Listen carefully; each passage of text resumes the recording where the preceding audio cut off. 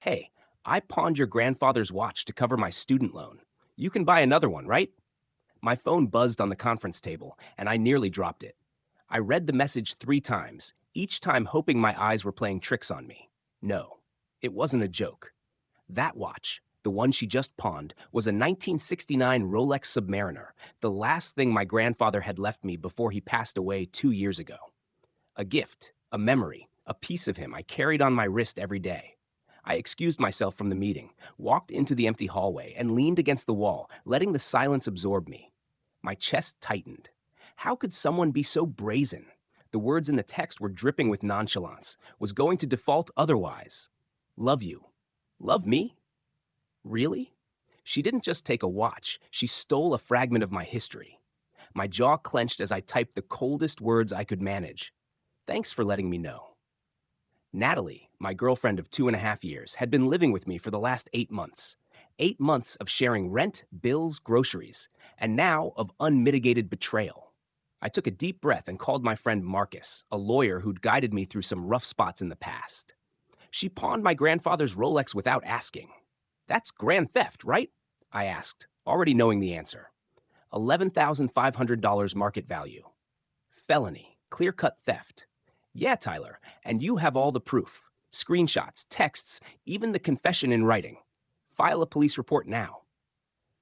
I returned to my meeting mechanically, my mind detached, cataloging every memory attached to that watch. The day my grandfather handed it to me, the stories of his youth, the scratches earned through a lifetime of work.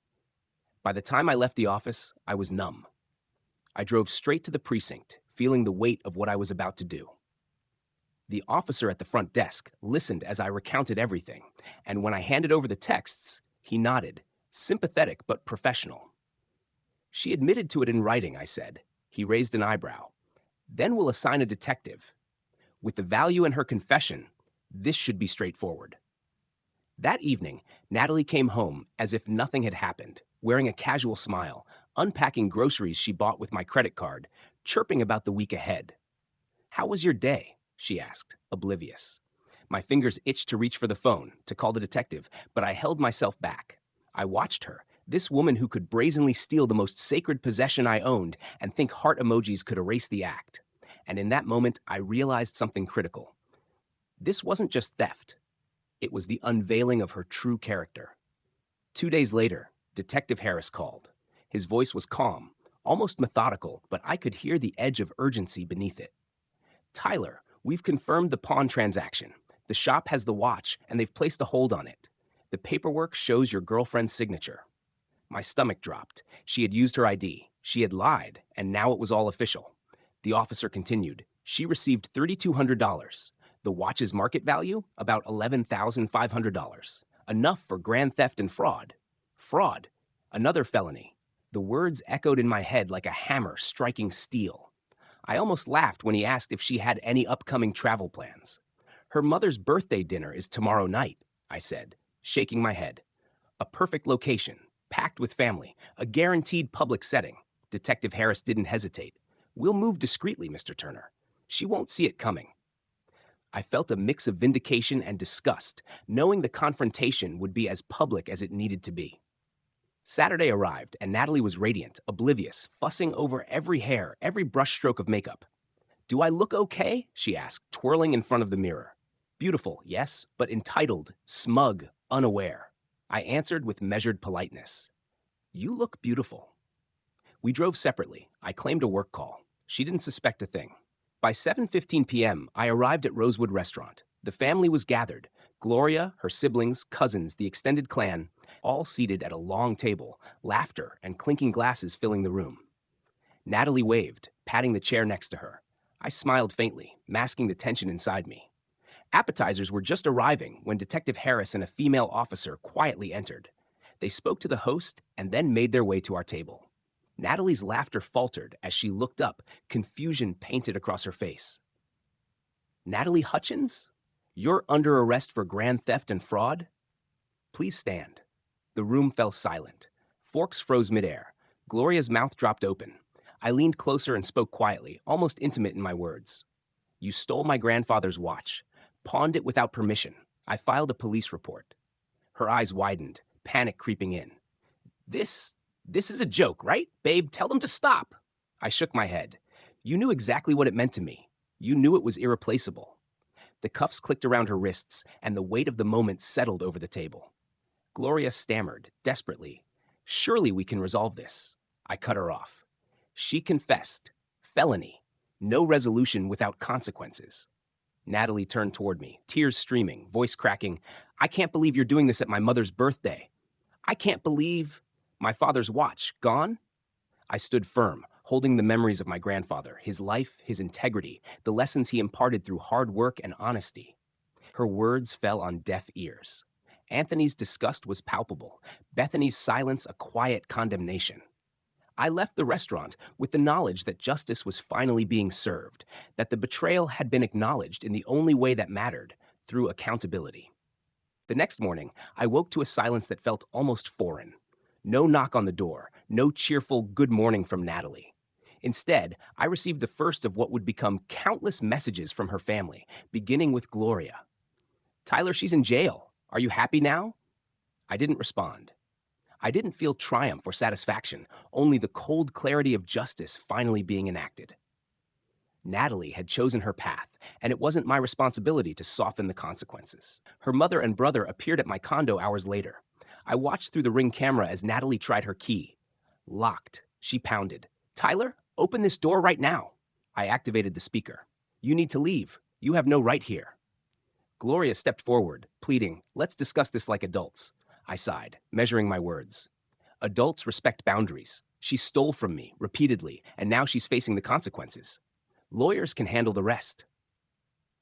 Anthony, surprisingly firm, pulled Gloria back. Enough enabling, he said quietly. Inside, I felt a mixture of relief and sorrow. Relief that the betrayal had been addressed, sorrow for what this meant for someone who had once been close to me. Boxes lined the storage unit downstairs, her belongings, the remnants of a life built on entitlement and manipulation. I had handed over the key through the mail slot. 1 hour, I told them. Pack it all and go, permanently. The finality was necessary, even if it felt harsh. Within days, the saga escalated. My credit card company flagged multiple suspicious charges. Approximately $4,300 over 2 days, electronics, jewelry, high-end retailers. She had memorized my card number and used it like she owned me.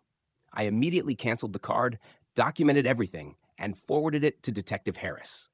This was now credit card fraud on top of grand theft. The web of deceit she had spun was unraveling quickly, and I was meticulous in making sure every thread was accounted for.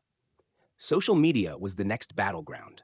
Natalie painted herself as a victim, the abusive ex who had betrayed her, manipulated her, isolated her. Friends and acquaintances flooded my inbox with accusations. Heartless, controlling, cruel. I ignored most, but made one public post, a photo of my grandfather's watch, recovered and intact, captioned, "Some things are irreplaceable. Guard them carefully." Bethany liked it. Anthony commented, "Your grandfather would be proud you stood your ground." For the first time, I felt a fragile sense of vindication. 2 months later, the courtroom loomed over me like a cold, indifferent giant. Natalie appeared in a conservative suit, hair tied back, trying to look composed, innocent even, but I could see the tension in her jaw, the flicker of fear in her eyes. Gloria and Anthony sat behind her, silent, witnessing the consequences of choices they had long enabled. The prosecutor laid out the case with meticulous precision. Text messages, pawn shop records, credit card fraud, each piece a hammer, striking against the fragile veneer Natalie had tried to maintain. Her defense attorney, a weary public defender, attempted to spin it as a misunderstanding between romantic partners. The judge nearly laughed. "Counselor, she literally texted that she pawned his grandfather's watch without permission. Where's the misunderstanding?" The courtroom murmured. Natalie's face turned pale, lips pressed tight. She tried to interject, but every word faltered. She had no defense for secret theft, for fraud, for brazenly ignoring boundaries she knew existed. Gloria, desperate, cornered me during a recess in the hallway. "Tyler, she's facing prison time. Felony charges will ruin her life. Can't you show mercy?" "She's getting therapy. She knows she was wrong." I met her gaze evenly. Gloria, she knew the consequences and chose to ignore them. Therapy doesn't erase theft, fraud, or betrayal. She made these choices herself. Robert, Natalie's father, appeared silently beside her. His expression was tired, almost mournful. "She's our daughter, Tyler, and we failed her." I nodded slightly. "Then perhaps it's time she learns the lesson on her own." The trial proceeded. Witnesses detailed the significance of the watch. My uncle spoke of my grandfather wearing it daily for 40 years. Its scratches earned through decades of hard work, a symbol of integrity and endurance. The prosecution dismantled Natalie's claims of implicit permission piece by piece. The text message, the pawn receipt, the credit card fraud, it was all evidence of deliberate, repeated choices to take what was not hers. Her protests, "I needed the money," echoed hollowly in the courtroom. Theft is theft, regardless of intent. 2 hours of jury deliberation felt like an eternity. When the verdict was read, guilty on all counts, a heavy weight lifted off my chest, replaced by a strange combination of relief and sadness. Natalie collapsed, her parents silent, Anthony shaking his head, Bethany absent. The realization that she could not escape the consequences of her actions finally settled in. Justice had been served, cold and precise, and for the first time in months, I felt the quiet clarity that comes with standing firm in the face of betrayal. 6 months passed after the sentencing, and life slowly began to reclaim its rhythm. I finally had the watch back, the irreplaceable Rolex resting in my safety deposit box when not worn for special occasions, my grandfather's legacy preserved. The $3,200 she had received from pawning it, plus fees and interest, had cost me nearly $4,000 to recover. Every penny was worth it. It was about more than money. It was about principle, about refusing to be victimized, about honoring my family's memory. Natalie served 8 months in minimum security prison, released early for good behavior. Predictably, Gloria launched her usual campaign, pleading for leniency, financial help, or even employment opportunities for her daughter. I blocked every number, every email. I had learned the hard way that mercy without accountability only fosters entitlement. When Natalie attempted to contact me at my office, security intervened immediately. She left with a final proclamation of how heartless I had been. Her entitlement, her refusal to truly accept responsibility, had not changed. Life slowly regained balance. Rachel, my new partner, was the antithesis of Natalie in every meaningful way. Responsible, independent, empathetic. She showed me her bank statements, shared her credit history openly, and respected boundaries without question. We moved in together the following month. Every decision, every financial choice was transparent, and I reveled in the trust we built, a trust that had been shattered with Natalie. The contrast was stark: respect versus entitlement, accountability versus theft. Even interactions with Natalie's family began to settle into a distant, controlled space. Robert reached out one afternoon, quietly admitting they had failed to set boundaries, that they had given her everything without requiring her to earn it. "She's made her choices," I said, "and now she must live with them." I could forgive, I could empathize with her upbringing, but I would never allow guilt to override justice. Bethany occasionally messaged me in quiet support, acknowledging that the wake-up call had been necessary. The watch, when worn on my wrist, became more than a timepiece. It was a symbol of endurance, integrity, and lessons learned.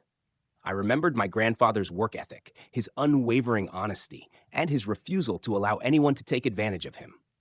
The watch ticked on, steady and precise, and in those ticks, I heard the echoes of past lessons, the validation of standing firm, and the reminder that sometimes the best revenge is not elaborate. It is simply refusing to be a victim. Natalie had chosen her path. I had chosen mine. Some things are meant to be preserved, protected, and passed on. Some people are meant to be left behind. And that, I realized, was the ultimate clarity.